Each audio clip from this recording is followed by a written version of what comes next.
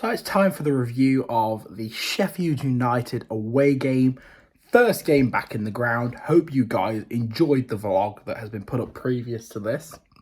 And if you were in the ground, I hope you all enjoyed that wonderful atmosphere, as there is nothing quite like being a fan back in a packed out away end and a packed out stadium. As the sounds coming from both sets of fans at times were just incredible. At the start of the game, the keep right on, greasy chip butty. It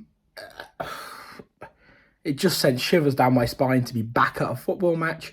As you can probably hear in this video, I did lose my voice last night, so my voice is a bit iffy today, but I'm so happy about the game, about the results, about being back, about seeing people that we haven't seen in years, really. But yeah, it was a brilliant game. Looking over the team, man of the match for me was Chong by a million miles. I thought he was sensational. He was up and down that wing like his life depended on it. He nearly came off with a hamstring issue, came back on, then ran 50 metres down the pitch at 90 miles an hour, and then ended up coming off due to that hamstring issue. But he put himself on that line, he put himself there, he threw himself back into that fire and made sure he did his every last bit to keep us ahead of the ex-Premier League Sheffield United. The goal for Blues was a header on the back post by Maxime Colin. Lovely play down the left-hand side.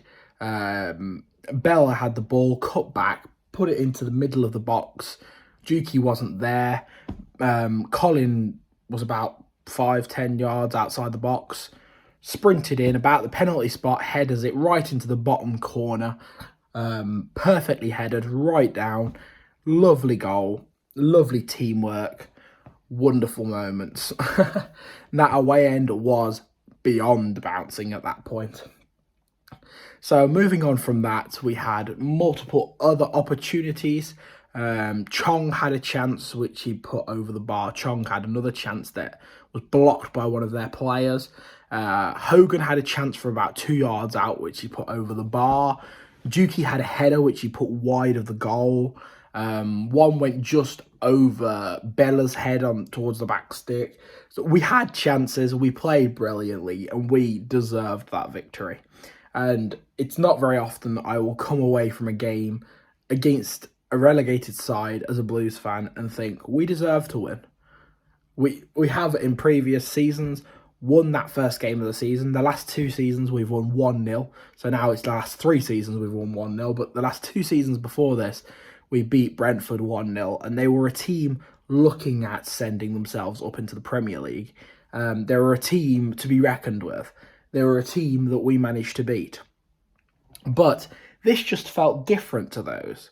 It just felt like a different atmosphere.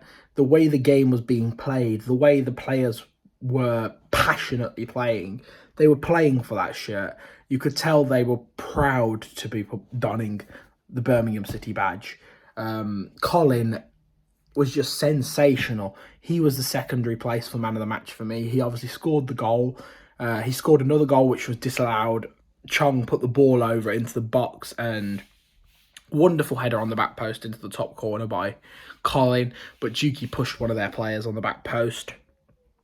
It did deserve to be disallowed, but it hurts that it was disallowed because that 2-0 would have been a good barrier for us and it would have helped with the heart rate towards the end of the match.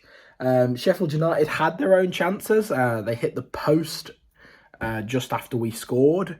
In the second half, Brewster had a couple of runs where he didn't really do much with it.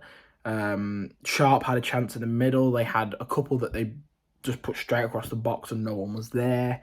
So they had a couple of chances. They had that one where Gardner, it hit his arm, but his arm was side on, but iffy whether it was a penalty or not. They had a couple of other penalty decisions that they thought should have gone their way, but watching it back on the television, the Chong one just wasn't a penalty.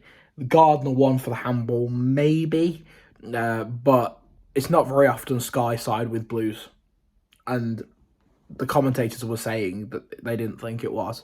Also, one of the moments of the match was when I was watching it back on the telly was the just the moment of the players coming out and being able to hear those fans, and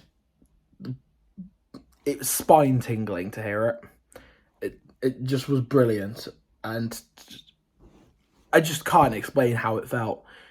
As a fan, you will know how it feels, and after nearly 2 years without a packed away end, to have that in a league match against a Premier League side, come away with 3 points, do the fans proud, and the players did, and actually to look forward at a season and think we could do things, we could actually push up that table.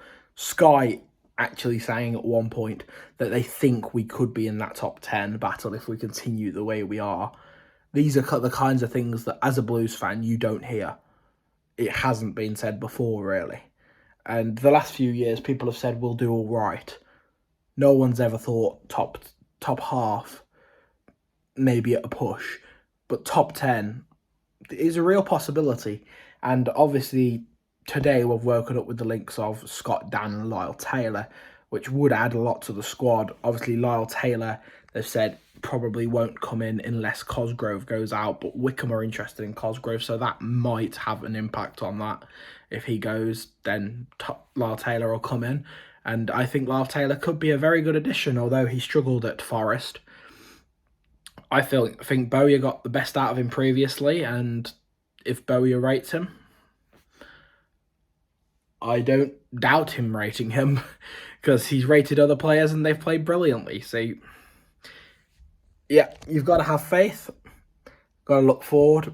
Obviously, we can't get too far ahead of ourselves, but we could be seeing a good season coming on.